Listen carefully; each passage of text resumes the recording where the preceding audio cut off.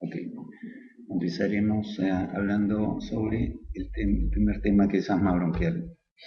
En la primera diapositiva vemos la definición, que es ciertamente importante entenderla. Esta es una enfermedad inflamatoria crónica de las vías aéreas, y la palabra clave acá es inflamatoria. Esta palabra clave ya nos va indicando que el tratamiento definitivamente tiene que ser en base a antiinflamatorios, y eso hay que tenerlo bien en mente. Ahora, es una enfermedad crónica porque el paciente asmático todo el tiempo tiene su vía aérea inflamada. Incluso cuando no tiene síntomas, esta vía aérea está también inflamada. Hay pacientes asmáticos que tienen solo uno o dos ataques de asma o crisis al año y piensan que entre ataque y ataque ellos están perfectamente normal, y no es así, debido a que cuando se le hace un lavado bronquiolo-alveolar a través de una broncofluoroscopía, estando ellos evidentemente sin síntomas, se recupera líquido de este lavado bronquiolo-alveolar y se compara con personas sanas.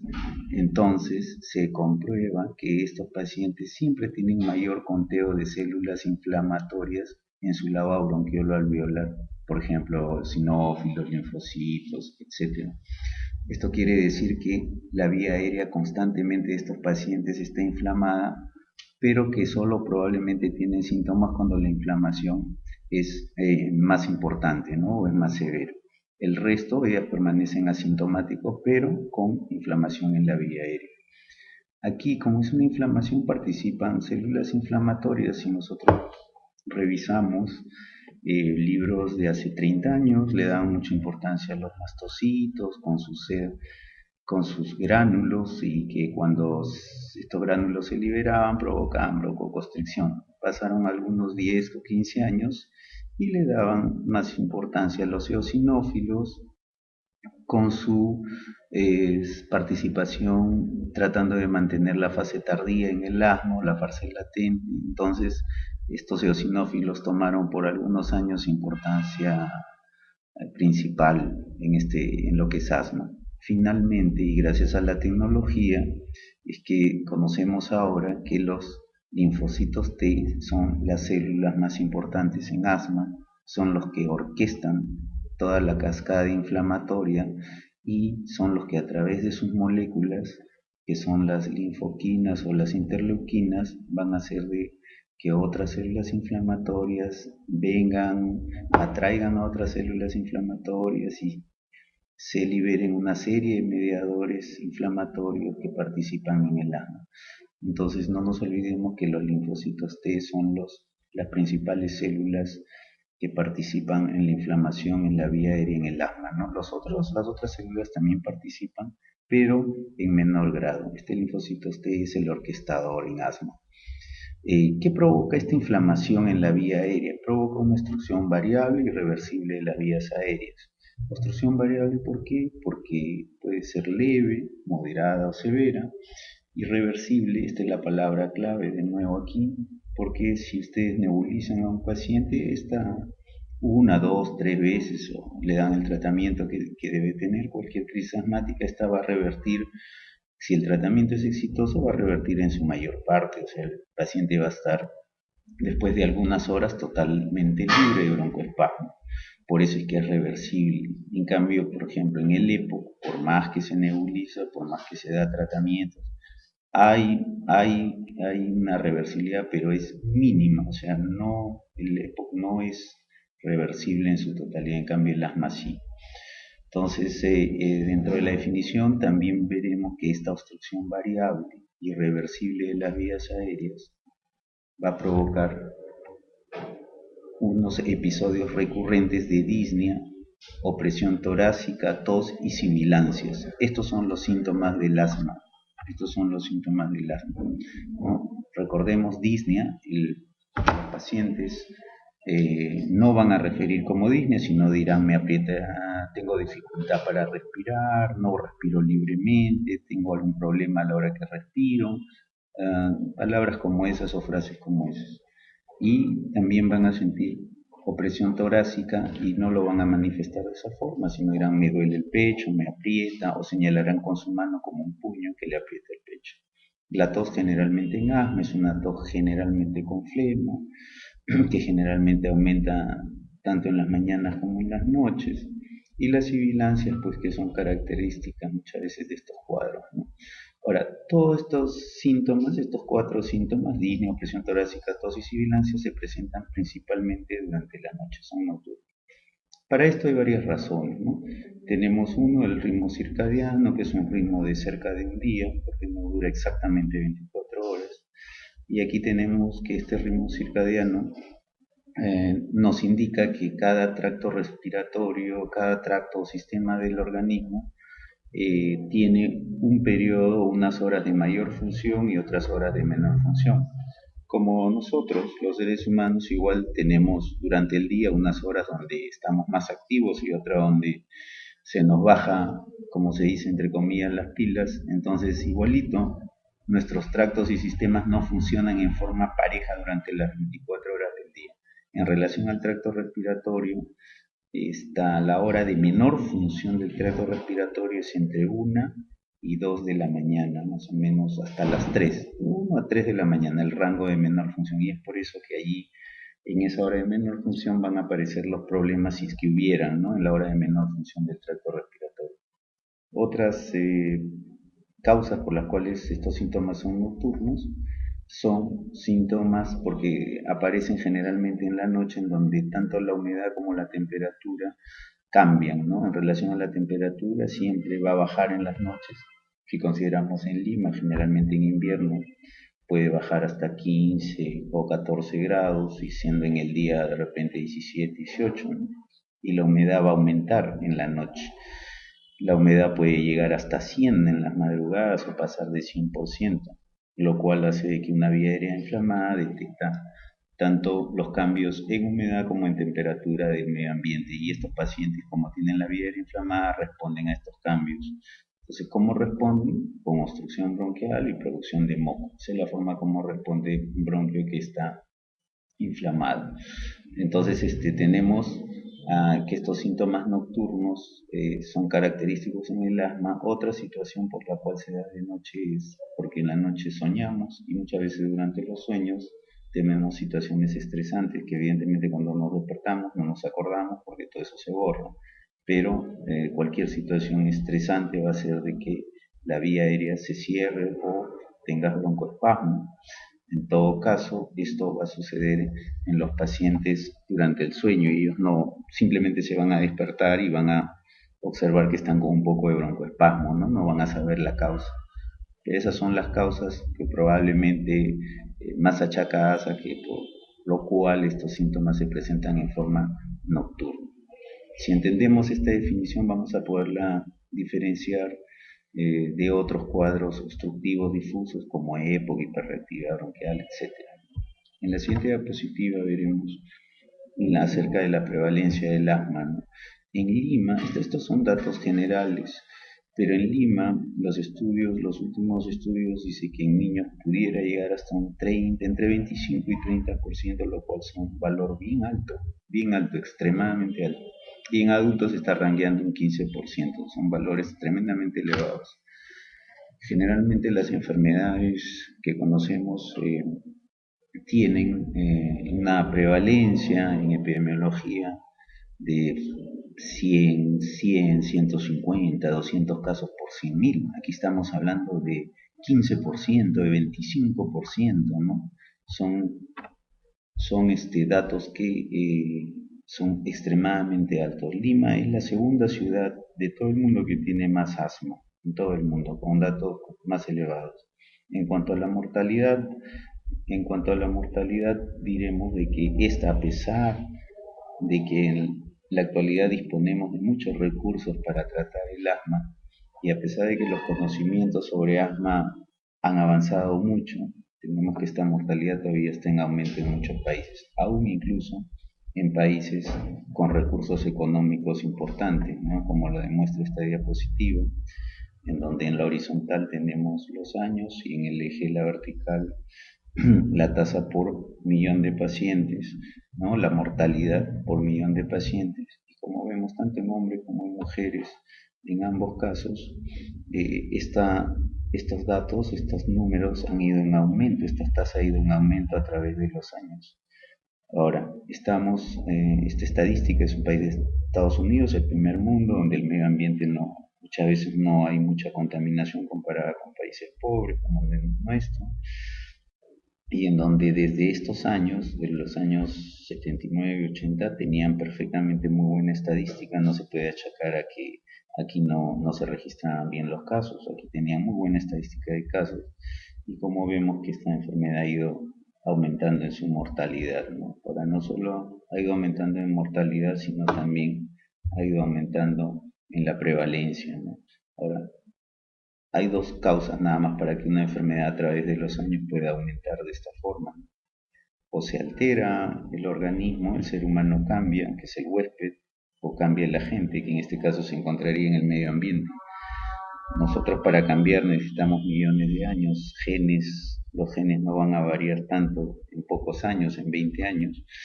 Necesitamos millones de años para cambiar alguna estructura de nuestro organismo. Antes movíamos las orejas o teníamos cola y ahora solo tenemos coxis y las orejas son fijas, casi muy poca gente las puede mover.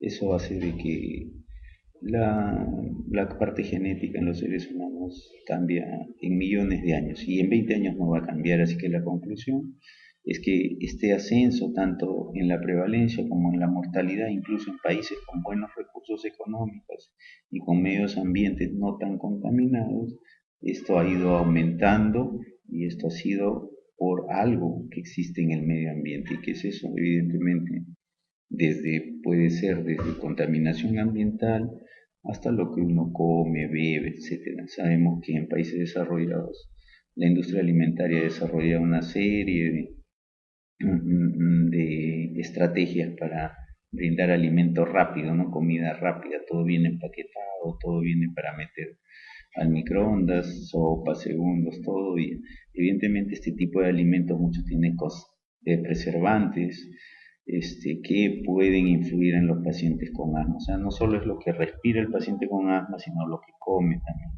Y lo que bebe, ¿no? Las gaseosas, etcétera, una serie de productos comerciales que en estos países desarrollados salen en forma casi diaria, nuevos productos que van a hacer de que los asmáticos probablemente vayan empeorando poco a poco, a pesar de que hay buenos recursos en medicamentos y en conocimiento. En todo caso, esto del asma tendrá que ser corregido. Corregir el medio ambiente es un poco difícil y las costumbres también, pero habrá que los gobiernos, sobre todo en aquellos lugares donde hay alta incidencia, tendrán que hacer esfuerzos por corregir tanto el medio ambiente como la alimentación de las personas.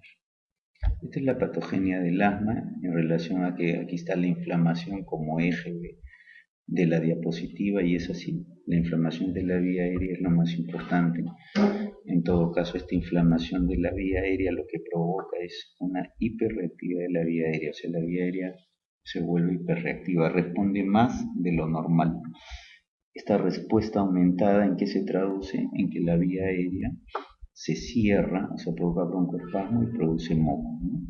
Entonces, esta hiperreactividad de la vía aérea, no se olviden, es por culpa de la inflamación. Al estar la vía aérea hiperreactiva, se cierra, produce moco y esto va a limitar el flujo aéreo y a su vez esta limitación del flujo aéreo va a provocar los síntomas. ¿Qué síntomas? Lo que ya hablamos, ¿no?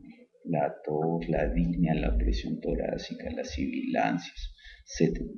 Sin embargo, tenemos que hay desencadenantes para que ocurra esto y los pacientes asmáticos conocen perfectamente y dentro de los principales desencadenantes que veremos pronto a continuación están el frío, los virus, el tabaco, etc.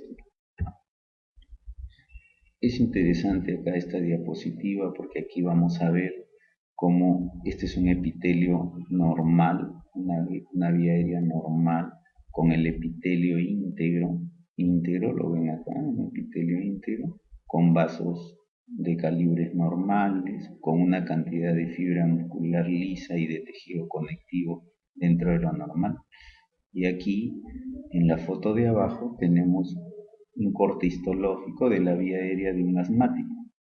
Entonces, donde van a ver que el epitelio está denudado en su mayor parte. Hay áreas nada más donde hay pequeña cantidad de epitelio. Esta denudación del epitelio es típica en los asmáticos y eso permite de que las terminaciones nerviosas que están acá abajo puedan responder, o sea, ya no hay la protección del epitelio para que los agentes o antígenos nocivos, este epitelio íntegro impide de que eso tenga contacto con el sistema de nervios que hay acá en la parte inferior, debajo de la submucosa, y estimulen una serie de mediadores químicos. Entonces hay una denudación del epitelio, o si quieren ustedes, como que el epitelio se pela en el asmático. Van a ver gran cantidad hay una hipertrofia de la parte de fibras musculares lisas, como lo ven acá, y gran cantidad de matriz celular con células inflamatorias, son núcleos de células inflamatorias en la submucosa del bronquio. Entonces esto demuestra los principales cambios que hay en la parte histológica. También vemos acá grandes células caliciformes formando gran cantidad de moco que no se ven acá en el aspecto normal. Cuanto a la siguiente diapositiva, aquí veremos factores de riesgo. El principal factor de riesgo es el genético. Siempre por ahí los asmáticos tienen papá, mamá, primos, tíos, abuelos, alguien que tenga. Esto es ciertamente quizás el aspecto más importante es un componente genético que casi siempre se reconoce, solo en pocas veces no se reconoce. Podríamos también sacarlo a través de preguntar no solo por asma, sino por patologías asociadas como rinitis alérgica, etc., ¿no? Entonces, si por ahí el papá o la mamá tienen rinitis alérgica, probablemente en algún momento han hecho cuadros de asma o lo van a hacer.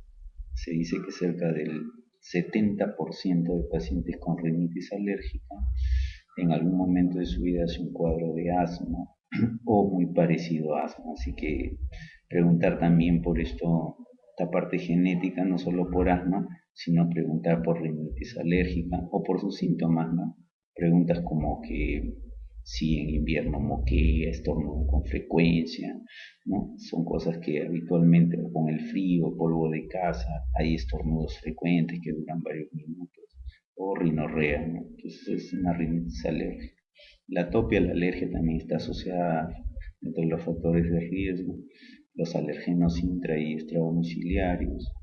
Estos extradomiciliarios, bueno, tienen que ver mucho con la contaminación ambiental y los intradomiciliarios tienen que ver mucho con nuestra forma de vivir, nuestra conducta y nuestras costumbres, porque los alérgenos intradomiciliarios dependen de qué tanto limpiamos la casa, de qué tanto tenemos una serie de muebles que puedan capturar polvo, ácaros, etc. Entonces, estos alérgenos intradomiciliarios sí lo podemos manejar, sí podemos cambiar para beneficiar a un paciente asmático. Hay una serie de drogas dentro de la cual está la aspirina y algunos primos de la aspirina, podríamos decir así como son los AINES, en que podrían predisponer a la aparición de asma, sobre todo si se usan a temprana edad. Hay alergenos ocupacionales que está demostrado, y en un capítulo de asma ocupacional son muchos alergenos de industrias, etcétera, que van a ser factores de riesgo para la aparición del asma. Sin embargo, el principal, por eso está en la cabeza, el principal es el genético, seguido del alérgico o el atópico. Los otros son menos frecuentes. También están los virus, también están algunos alimentos que tienen generalmente compuestos que los conservan o los preservan, que son a veces a los cuales los pacientes asmáticos responden, cuando no lo son al mismo alimento, ¿no? A veces los cítricos, a veces la fresa, a veces el huevo, ¿no? Etcétera. Y alimentos que consideramos, entre comillas, alimentos, pero son productos sintéticos elaborados por la industria, que son chocolates, caramelos, etcétera, etcétera. También el tabaco, la cabeza, el tabaquismo es un factor de riesgo para estos pacientes, sobre todo si se los expone a temprana edad, como la mayoría de ellos como fumadores pasivos, ¿no? Porque el que fuma generalmente a veces el papá, la mamá o los abuelos, los tíos, etc.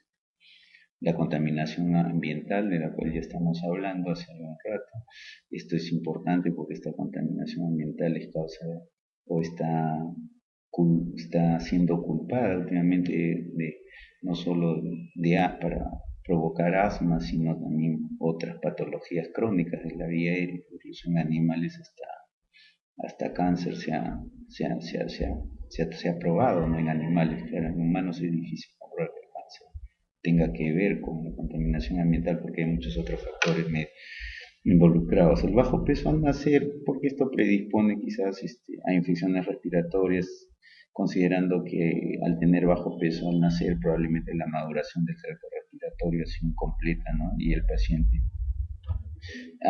por tener un tracto respiratorio incompleto, su sistema inmunológico también en esa zona, en ese tracto respiratorio, está venido a menos y va a tener probablemente repetidas infecciones, ¿no? Lo cual va a predisponer a la... Dentro de los factores desencadenantes, los asmáticos conocen muy bien que los cambios climatológicos desencadenan ataques de asma, ¿no? Mucho frío, mucha humedad.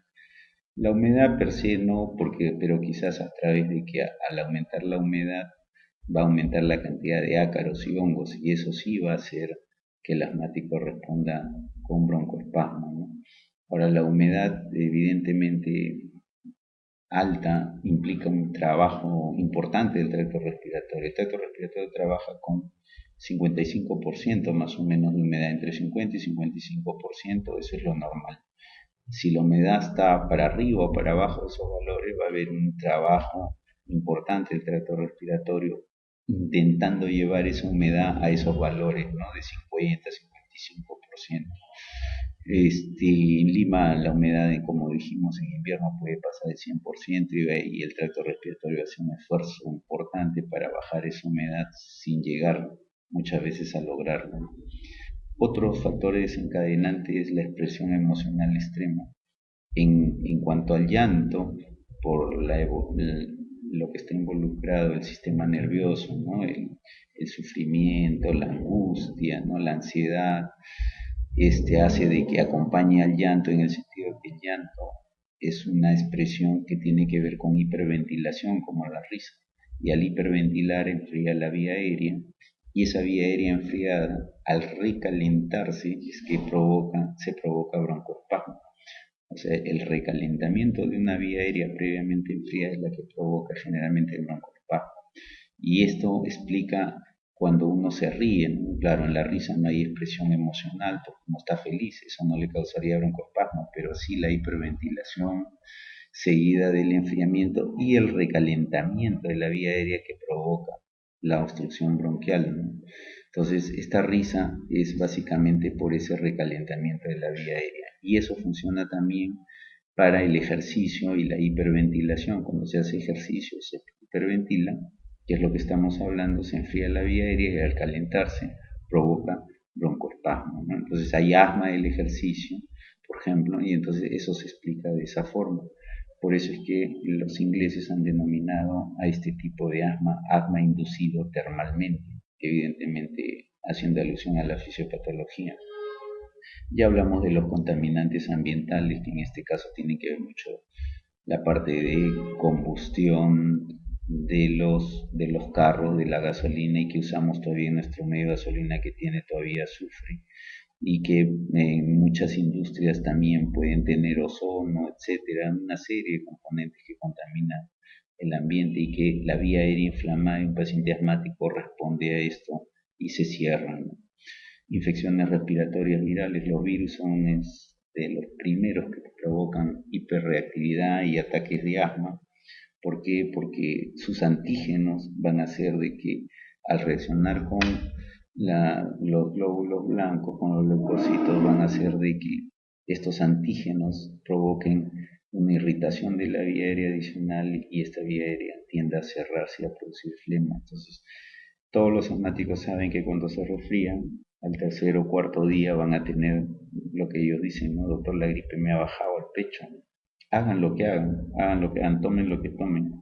Y no es que la gripe le haya bajado al pecho, sino lo que está apareciendo es la hiperreactividad bronquial, o sea, el asma, con su ataque de espasmo, broncoespasmo, producción de flema. Cuando los virus son muy agresivos, las infecciones respiratorias virales generalmente son causadas por cerca de 200 diferentes tipos de virus. El más agresivo es la influenza. Hay muchos otros, pero cuando estos virus son los más agresivos, como influenza, por ejemplo, incluso el broncoespasmo se da 1 o 2 días antes de que aparezcan los primeros síntomas de gripe. O sea, basta que entre el virus ya al organismo y se está incubando, ya comienza el bronquio a responder ya a estos antígenos virales. Entonces, esto es bien conocido por los asmáticos. Otro grupo de desencadenantes son los alergenos ocupacionales. En nuestro medio, y solo en alguna pequeña proporción de casos, se usa protección respiratoria en las industrias. En la mayoría de casos, y por muchos años, no se ha usado esa protección respiratoria, no solo por parte de los dueños de estas industrias que no proporcionan los medios adecuados para protección respiratoria, sino también porque los pacientes que trabajan en esas industrias no usan adecuadamente las mascarillas, si es que se las dan, las tienen colgadas, guardadas, porque aducen de que con ellas no pueden trabajar tranquilamente, porque sudan, porque les aprietan, porque no pueden respirar bien, etcétera, etcétera, etcétera. Entonces, estos alergenos ocupacionales son causa de, con frecuencia, desencadenantes de asma, y los alimentos con sus aditivos que ya hemos mencionado anteriormente. En cuanto al diagnóstico, los síntomas de asma son los que ya mencionamos: tos, opresión torácica, dificultad para respirar, disnea, y las sibilancias de presentación evidentemente nocturna. Ahora, con estos síntomas y con la demostración de que la vía aérea está cerrada, o sea, a través de la espirometría demostramos que hay una obstrucción de la vía aérea, a través de la relación de Tifenot, cuando está menos del 70%, uno demuestra que la vía aérea está cerrada, o sea que hay un patrón obstructivo. La relación de Tifenot es la división que hay entre el BFUM y la capacidad vital forzada en porcentaje. También lo podemos demostrar con una flujometría. La flujometría es una sola medición. Si la comparamos con la espirometría, podemos decir que en la espirometría se hace una medición de 10, 15 variables, de las cuales, para saber si hay patrón obstructivo o restrictivo, solo usamos 3, no más. En cambio, la flujometría es una sola variable, es el flujo expiratorio pico o flujo expiratorio máximo. Ese flujo expiratorio pico o flujo expiratorio máximo se mide a través de un flujómetro. Se hace soplar a través del flujómetro al paciente y se contrasta con el valor predicho para ese paciente. ¿Y dónde está ese valor predicho? Está en unas tablitas que vienen con el flujómetro, en donde hay 3 variables: el sexo, la talla y la edad. Hay una tablita para mujeres, otra para hombres, y en cada tabla, tanto en vertical y horizontal, está la edad y la talla. Entonces uno cruza la información, vamos a suponer una persona, mujer de 25 años. Entonces si es mujer, veo en la tablita de mujeres, 25 años cruzo con su talla, imaginamos que mide 1,65 m, y digamos que ahí en el cuadrito sale que debería soplar 800 de flujometría, de flujo expiratorio pico máximo. Ese valor de 800, ese es su 100% para esa persona. Entonces, si sopla 800, es 100%, está bien. Cuando hay obstrucción por flujometría, cuando su valor baja del 80% del predicho o precalculado, que lo hemos hecho a través de las tablitas, que es lo que acabamos de explicar. Entonces, obstrucción a través de flujometría, cuando el flujo expiratorio pico o máximo baja del 80% del predicho. La clasificación del asma antes se hacía por niveles de severidad, o sea, asma intermitente, asma persistente, persistente leve, moderado, severa, y ahora se hace a través del control de la enfermedad, ¿no? a través del control de la enfermedad. ¿Por qué se ha cambiado de severidad a control? Porque se vio que con esa clasificación que estuvo por muchos años no se lograba controlar la enfermedad.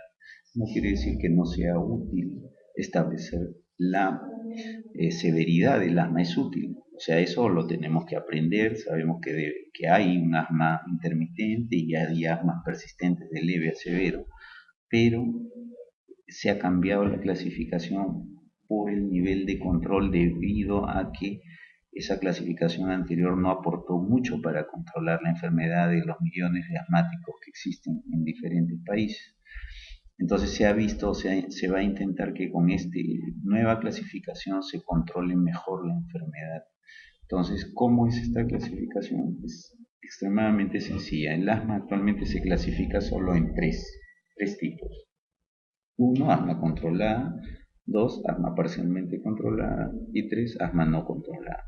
Nada más. En tres, esta es la clasificación actual del asma. Y cómo se determina que el asma se encuentra en uno de estos ítems: controlada, parcialmente controlada, no controlada, de acuerdo a una serie de características que están acá en la diapositiva. Síntomas diarios: controlada, ningún síntoma o menos de 2 veces por semana. ¿Qué síntomas estamos hablando? Los síntomas de inicio que repetimos a cada rato, que estamos diciendo, que es la disnea, la tos, la presión torácica, la sibilancia, etc. Parcialmente controlada, más de 2 veces por semana. No controlada se define como asma no controlada si es que existen 3 o más hallazgos de asma parcialmente controlada, o si esto está presente por lo menos una vez por semana. Entonces, en cuanto a síntomas diarios, esta es la idea. En cuanto a limitación de actividades, que es otro ítem, en controlada no hay ninguna limitación a sus actividades, en parcialmente controlada algunas veces. Síntomas nocturnos o despertares. Despertares por culpa de asma, no por insomnio ni por otra razón. En controlada ninguno, en parcialmente controlada algunas veces. Necesidad de tratamiento de rescate. ¿Qué es esto? O sea, tratamiento de rescate es el uso de salbutamol o fenoterol, o lo que es lo mismo, un beta agonista de acción corta, ¿no?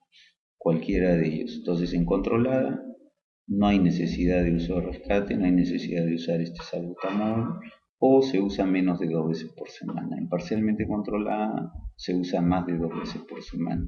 La función pulmonar, tanto a través de espirometría o del flujo expiratorio pico, en controlada normal, y en parcialmente controlada se encuentra anormal, o sea, hay obstrucción de la vía aérea.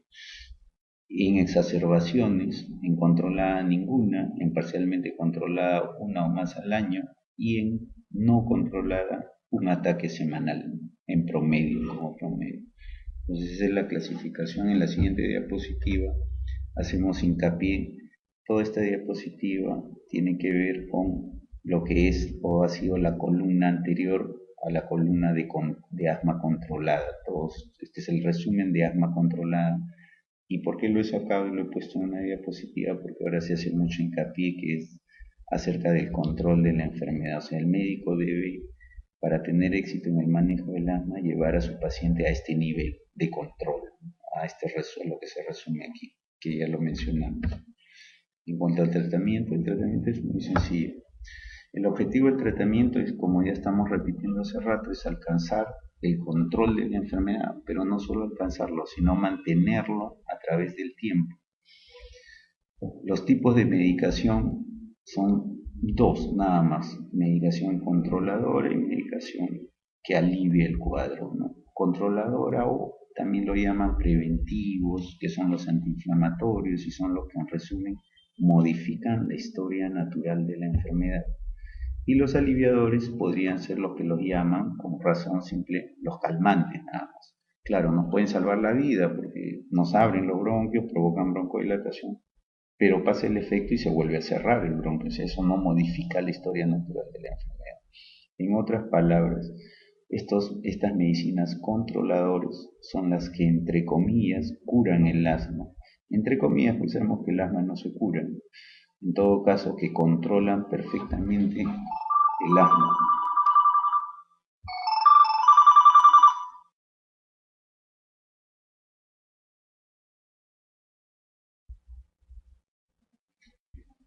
En la siguiente diapositiva veremos cuáles son los medicamentos controladores. Estos medicamentos controladores se administran en forma diaria y a largo plazo. Diaria, la mayoría de ellos 2 veces al día.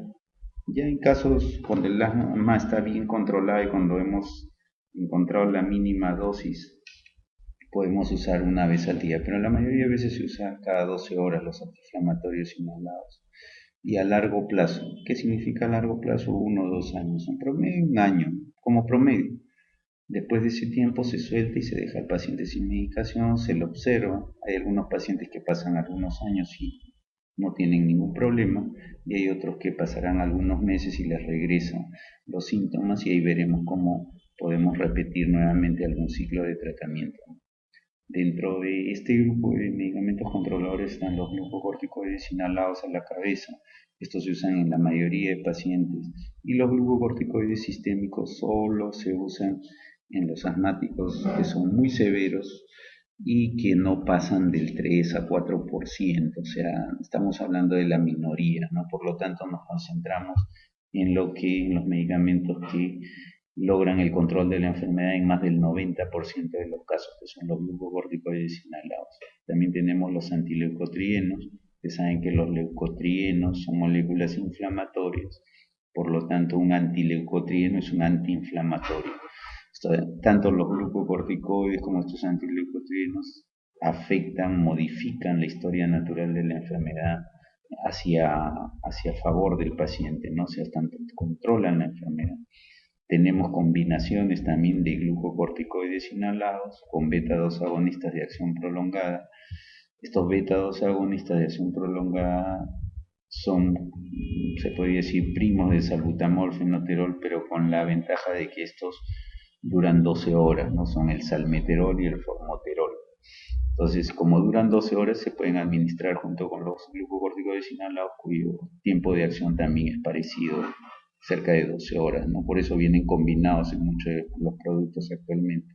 También se encuentra la teofilina de liberación sostenida, pero esta teofilina de liberación sostenida cada vez se usa menos por los efectos adversos de teofilina y porque cuando uno tiene algún tiempo con un paciente con teofilina tiene que dosar los niveles séricos y eso aumenta costos, se hace más engorroso, ¿no?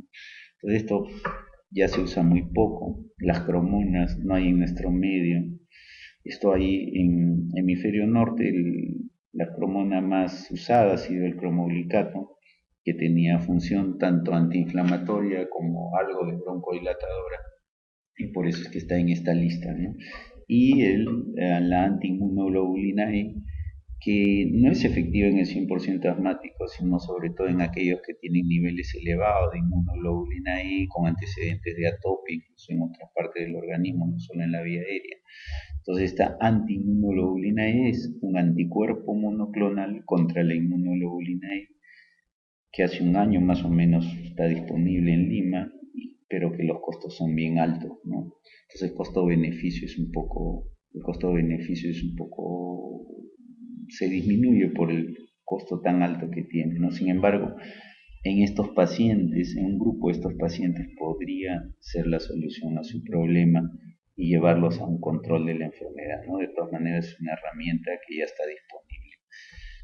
En cuanto al tratamiento que estamos hablando, podemos concluir, y de hecho esto hay que grabarlo en el disco duro, como se dice, los glucocorticoides inhalados son la medicación controladora más efectiva actualmente disponible en todo el mundo. En todo el mundo esta es la medicación controladora más efectiva actualmente disponible. Eso no olvidarlo. Hay diferentes antiinflamatorios, hay diferentes glucocorticoides inhalados, lo veremos en un momento. En relación a los medicamentos aliviadores o a los calmantes, podríamos decir que estos son medicamentos usados en base a la necesidad, en el sentido de que el paciente cuando siente que se le cierra el pecho, cuando siente que le oprime el pecho, etcétera, usa su salbutamol o su fenoterol, ¿no? Generalmente lo usa, puede ser una vez al año, puede ser una vez al mes, puede ser una vez a la semana, puede ser en forma diaria, puede ser 3 veces al día, 4 veces al día, etcétera. Los pacientes usan esto cada vez que lo necesitan, evidentemente porque no tienen un control médico de la enfermedad, ¿no? Entonces usan, pasa el efecto y de nuevo se le está cerrando la vía aérea. Sin embargo, estos aliviadores, actúan rápidamente para revertir la broncoconstricción y aliviar síntomas. Claro, alivian el síntoma, pero no modifican la historia de la enfermedad. Esto de aliviar síntomas es importante porque nos puede salvar la vida, ¿no? Un broncoespasmo severo nos podría matar y estos medicamentos son potentes broncodilatadores que rompen este broncoespasmo, ¿no? Esta broncoconstricción.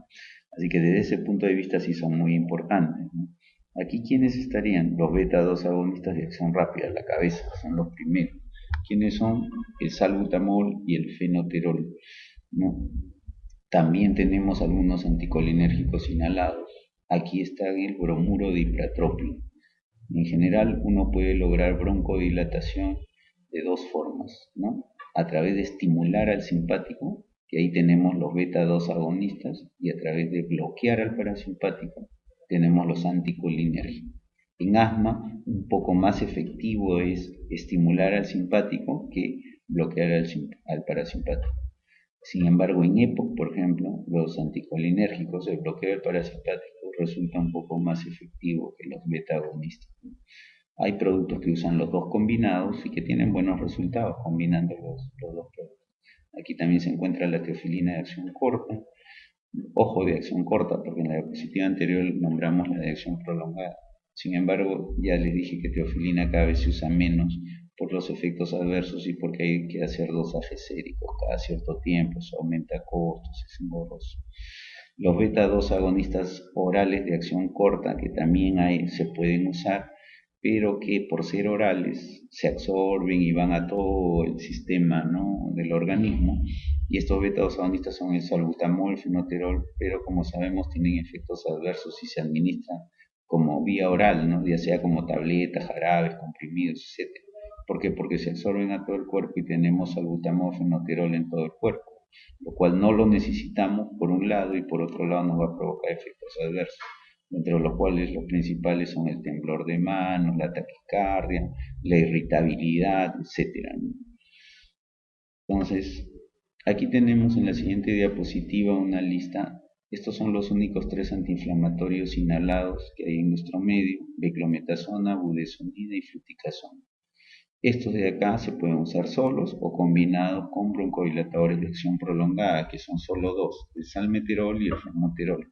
En esta diapositiva mostramos dosis bajas, dosis medias y dosis altas para que uno pueda usar, dependiendo de la severidad y del control de la enfermedad, empezar usando cualquiera de estas dosis, ¿no?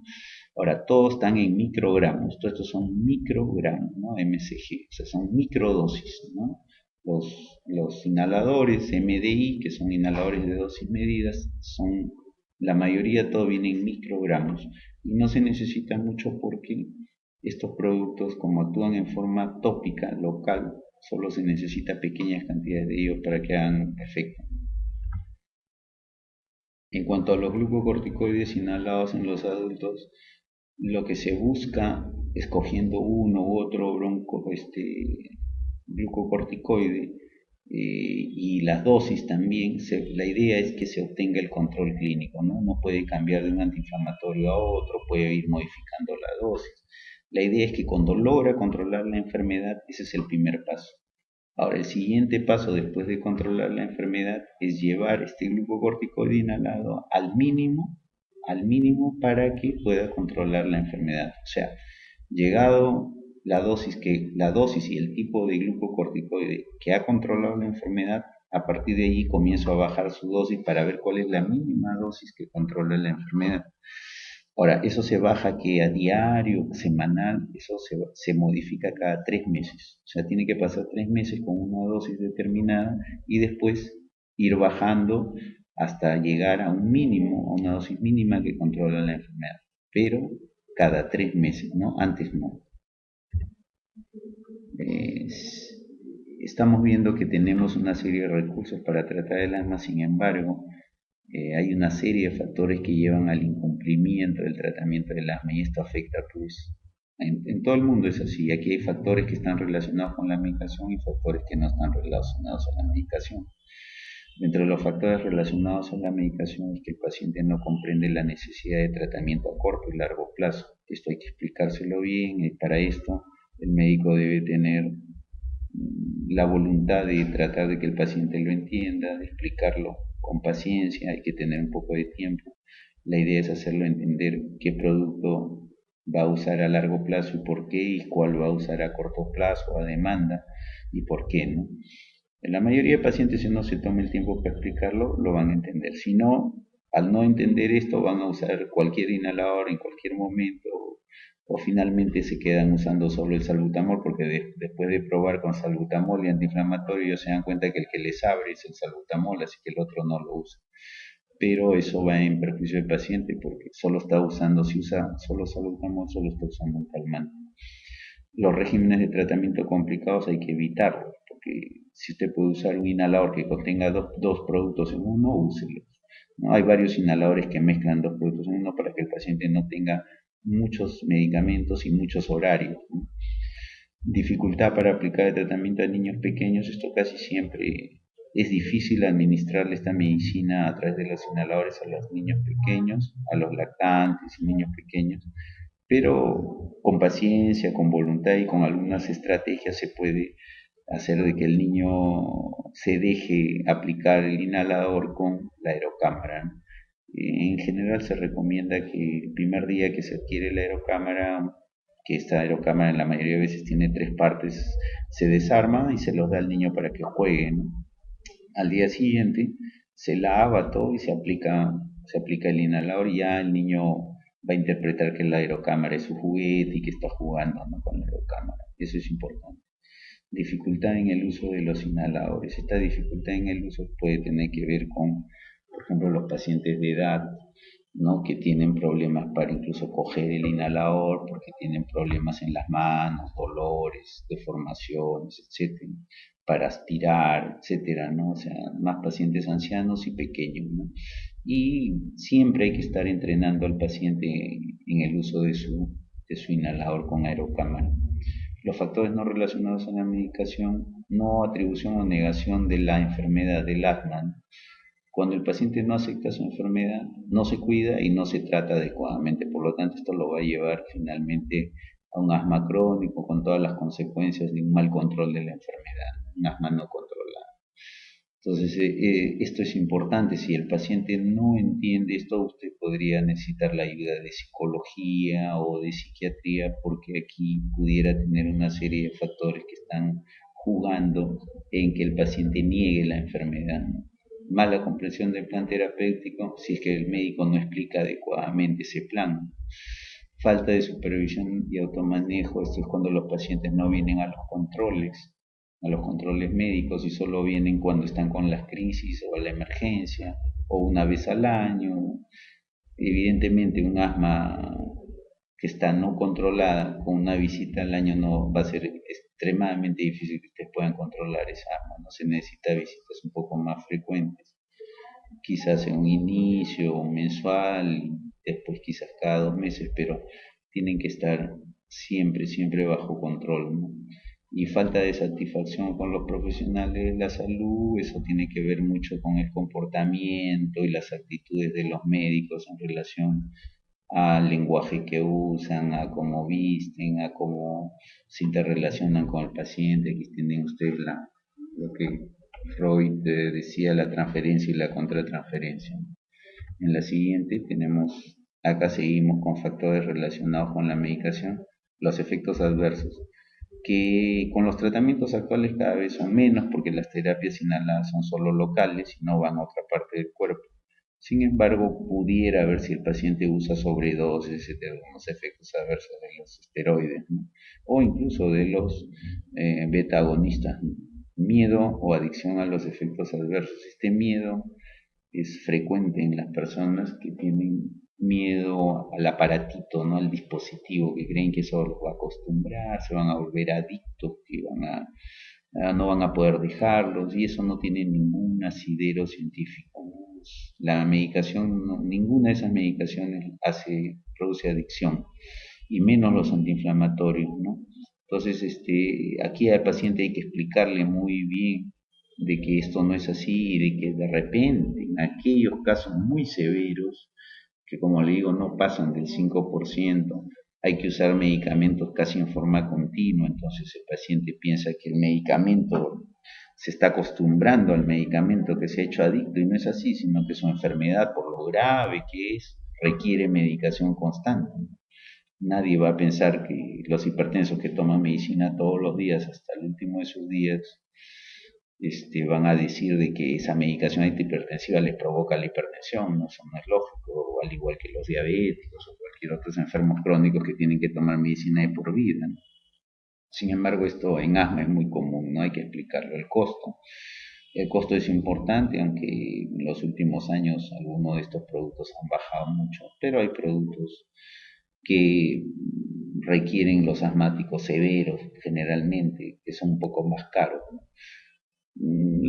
La mayoría de asmas que no son tan graves se pueden manejar a bajo costo en la actualidad, ¿no? Un antiinflamatorio inhalado en un hospital de Misa la beclometasona puede estar alrededor de 12, 13 soles y un salbutamol está alrededor de 5 soles, así que creo que eso podrían controlar bastante bien. Esto costo quizás sea para los casos más severos, nada más.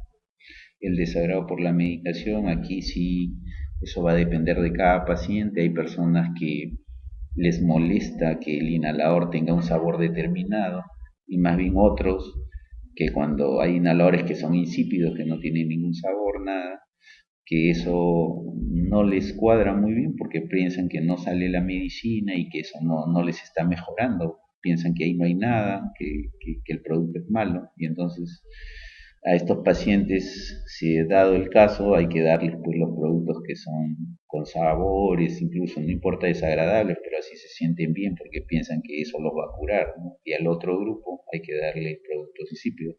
Lo bueno para los médicos es que hay inhaladores de los dos tipos, aquellos que tienen algún sabor, algún que modifican en la boca el sabor que se siente por el producto y otros que no son insípidos, ¿no?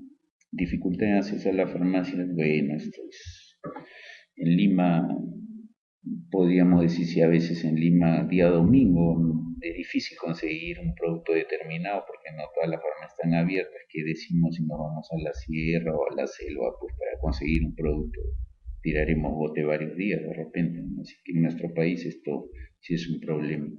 Y factores no relacionados con la medicación seguiríamos miedos y dudas por comentarios, empezaba por comentarios, ¿no? Sobre todo las mamás, estos miedos, dudas, tienen que ver con que las mamás le hacen caso más al panadero, al que le vende la carne, al que les lleva el periódico, etcétera, que al mismo especialista, ¿no? Ellos son los que influyen mucho con sus comentarios en la mamá. Expectativas inadecuadas, nunca creen expectativas inadecuadas en los pacientes. Nunca le digan que lo van a curar de la asma no se cura. El asma usted lo puede controlar, puede estar años sin molestias y después de 5, 10, 15, 20 años regresar, así que el asma por ahora no tiene cura. Así que no creen expectativas inadecuadas. Control sí, el control puede ser también por mucho tiempo, ¿no? Y pacientes controlados pueden ser, hay de hecho que la realidad demuestra eso, ¿no? Hay muchos campeones olímpicos que son asmáticos en las Olimpiadas. Así que para llegar a ese nivel de deporte, que es un nivel de alta competencia siendo asmático, es porque está con un tratamiento adecuado, un tratamiento que controla la enfermedad. Hace falta también dentro de los factores que no son relacionados con la medicación, está que no hay la supervisión adecuada, ¿no? Ni el seguimiento. Como le digo, los pacientes van a consulta una vez y de ahí se desaparecen, van al medio año, al año. Entonces así es difícil manejar estos pacientes. Los aspectos culturales, creencias, todo juegan mucho aquí con respecto al tratamiento. El paciente por estos aspectos culturales a veces abandona el tratamiento, no cumplen, etc. Aspectos familiares, está como tabaco, animales domésticos. La familia de, por ejemplo, de niños asmáticos generalmente no contribuyen a veces mucho con los tratamientos porque a veces el papá sigue fumando, la abuelita sigue fumando dentro de la casa o la hermana mayor no quiere desprenderse de sus mascotas, etcétera, ¿no? Entonces aquí todos tienen que contribuir para el éxito del control de la enfermedad. Aquí hay una serie de recomendaciones cómo eliminar al ácaro del polvo doméstico, ya que este ácaro es uno de los que principalmente provocan ataques de asma y empeoran la enfermedad. Así que esto es para que lo lean y lo revisen. Evidentemente son recomendaciones que se hacen en todo el mundo. En cuanto a alérgenos animales, en lo posible el animal hay que tenerlo fuera de casa, no en la azotea, en el patio, que no entre dentro de la habitación, porque al entrar liberas, se podría decir, su caspita, sus células epiteliales, ¿no? De la superficie de la piel las libera y eso están en el aire flotando por algunas horas. y eso no hay cómo eliminarlo, ¿no? Entonces, mejor es que fuera de la casa, ¿no? Dentro de la casa evitar animales, sobre todo si hay asmáticos en la casa, ¿no? Ahora, si no se pueden retirar a los animales, como decía, hay que, pues, que no entren a los ambientes donde habitualmente está la mayor parte del tiempo la persona que es asmática, ¿no? Y de todas formas, constantemente hay que lavarlos, cepillarlos, etcétera. El humo de tabaco, esto de acá es obvio, ya hemos hablado bastante, esto hay que evitarse. Ahí la idea en lo posible es que fumen, si van a fumar fuera de la casa, y si no, ayudarlos a que dejen de fumar, ¿no? Hay muchas técnicas, hay muchos recursos, parches, chicles con nicotina, hay cigarrillos electrónicos, ahora eléctricos que han salido, etcétera, e incluso consultas con psiquiatría, etcétera, para poder dejar de fumar, ¿no? Hay unos medicamentos que se pueden usar. Esto de las cucarachas es parecido a lo de los gatos, los perros, se han estudiado mucho. Hay proteínas de las cucarachas que se liberan de la corteza de su piel, se puede decir así, se liberan y esto puede provocar mucho broncoespasmo, ¿no? En cuanto a espora y polen, hay que evitarlas. A veces proponemos que los pacientes salgan de la ciudad que está muy contaminada, que vayan al campo, y a veces en el campo les va peor. ¿Por qué? Porque es época donde hay polen o han cortado el césped, etcétera, y estos pacientes se han expuesto, así que esto hay que tener cuidado también. Contaminantes del aire doméstico, pueden ser estufas o chimeneas que puedan liberar particulados o de la combustión dentro de la casa, o personas que paran todo el tiempo usando sprays para tener olor dentro de la casa, ¿no? Todo lo usan con olor, ¿no? Limpian el piso con líquidos que tienen olor, limpian los inodoros con líquidos con olor, paran echando spray, etcétera. Esto no se puede hacer así en pacientes, en aquellas casas donde hay pacientes asmáticos, no se debe evitar. La gripe y las infecciones virales también deben ser evitadas, ¿no? Entonces, la gripe, hay que vacunarse contra la gripe anualmente, la vacuna contra la influenza, y evitar infecciones respiratorias hasta donde se pueda, o sea, no tener contacto con gente que esté muy resfriada, ¿no? Y la gripe, no olvidarse de vacunar anualmente, ¿no? Contra las cepas que se recomiendan, ¿no? Por la Organización Mundial de la Salud. Ahora, esto de las infecciones respiratorias también, hay que tener una buena nutrición para que nuestro sistema inmunológico pueda defenderse adecuadamente de la mayoría de los virus, ¿no? Y evitar el contacto, como les decía, con personas que puedan estar resfriadas, ¿no? La actividad física, si todo asmático debe realizar actividad física, pero una actividad física cuando el paciente está controlado, no cuando está con síntomas de asma. Es importante que el paciente tenga actividad física porque esto va a hacer que mantenga un peso adecuado y va a hacer que mantenga unos músculos en la caja torácica con la fuerza suficiente para que si en algún momento hay o existe un ataque severo de asma, pueda trabajar la caja torácica, puede tener un trabajo importante para vencer la obstrucción de la vía aérea y no agotarse rápidamente. Aquí tenemos algunos inhaladores, broncodilatadores, y esto es para que vean nada más cómo hay productos como por ejemplo, el Conviven, que mezcla un beta agonista con un anticolinérgico, o otro Vero Dual que mezcla este anticolinérgico, que es el bromuripatropio, con un beta agonista, que es el fenoterol. Para que vean nada más los tres antiinflamatorios que hay en nuestro medio, estos dos últimos ya no hay. Y para que vean, por ejemplo, cómo las concentraciones pueden variar desde 50 hasta 500 microgramos, o sea, una variación importante de hasta 10 veces, ¿no? ¿Esto por qué? Porque estos productos, los de menor concentración, se usan en niños lactantes, incluso recién nacidos, ¿no? Y los de mayor concentración ya son para adultos, casos más severos. Ahora aquí ya tenemos otro aspecto importante, que aquí dice inhalador, aquí dice discos, aquí dice turbojal.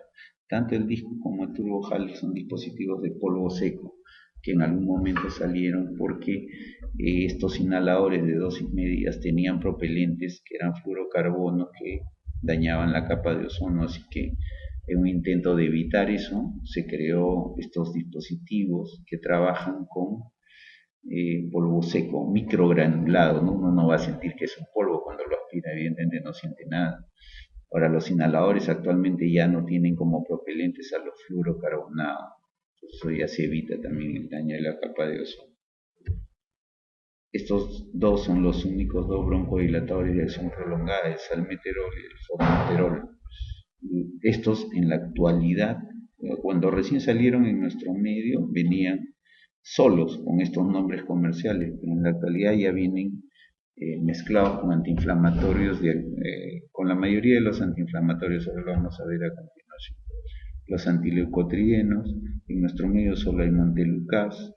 Estos son efectivos solo en el 20 a 25% de los pacientes, sobre todo un poco más en niños, asma de ejercicio, asma nocturna. Entonces son tipos de asma en donde uno habitualmente los prueba y hay resultados, pero en general un 25% de asmáticos. Ahora tenemos que esperar cuánto para el resultado, administrarlo un mes. Si en un mes no hay respuesta, se deja de usar.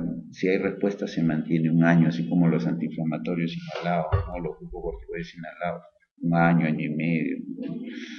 Pero aquí el problemita es un poco el costo, ¿no? Unas tabletitas de esto pueden estar 3 soles cada una de las tabletas. Hay tanto tabletas para adultos para deglutir de 10 miligramos como tabletas masticables de 5 y de 4 miligramos, que son tabletas para niños muy agradables, de sabor a fresa, muy, muy agradable, que los niños se mueren por comer esto que está comiendo un caramelito. Entonces este es el Singulair, es un nombre comercial, pero estos de acá ya no hay en nuestro medio, la Colé, las Light, salieron en algún momento, pero ahora ya no se encuentra. Este Montelukast sí es el que más se usa, ¿no?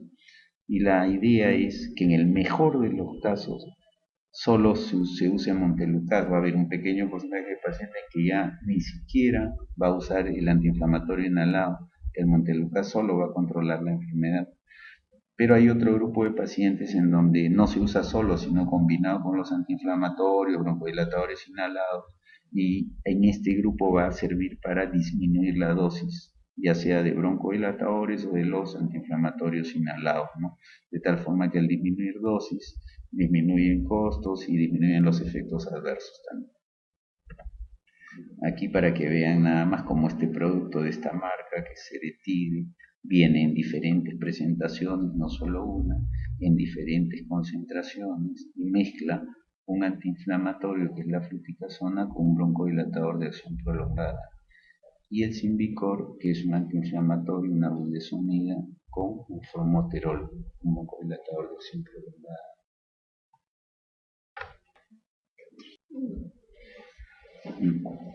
En la siguiente diapositiva vemos que el tratamiento, como el objetivo es el nivel del control, acá están los tres tipos de asma, ¿no? Controlado, parcialmente controlado y no controlado, y como un plan de tratamiento se va a hacer paso a paso, ¿no? En un momento determinado para alcanzar el control de la enfermedad vamos subiendo dosis, y cuando tenemos ya el control de la enfermedad en otro momento determinado podemos ir bajando la dosis para ver el mínimo de medicación usada para controlar la enfermedad. Aquí tenemos los pasos. Generalmente la mayoría usa como tratamiento de rescate. En todos los pasos se usa la beta-adaptación corta. Aquí en este grupo hay que seleccionar uno de estos, o sea, al beta-adaptación corta que se usa en base a la necesidad, no. Tenemos que usar un glucocorticoide inhalado a dosis bajas y podríamos escoger también un antileucotrieno, esto, ¿no?